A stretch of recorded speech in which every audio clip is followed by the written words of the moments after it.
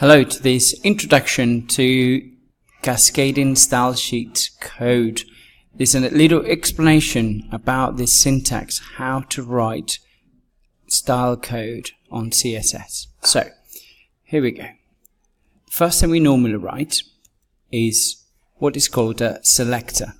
So this is a selector, is what the style is going to affect. So in this case it can affect H1, which is a heading on our web page.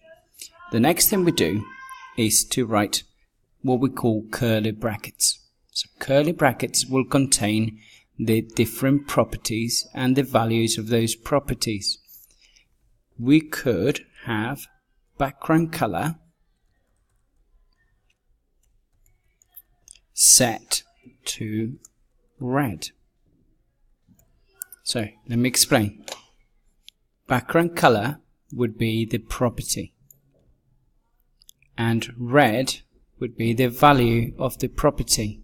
So when we write an H1 title, the text will have a background color of red. We could as well have different font size. So if we wanted it much bigger than normally it is, we have that 20 pixels large instead of the usual 16, or we could make it 30. Let's not forget to close the property by adding the semicolon. And finally, we close the curly brackets. So H1 is the selector. Background color is one of the many properties. Red is a value. And that is the syntax for CSS.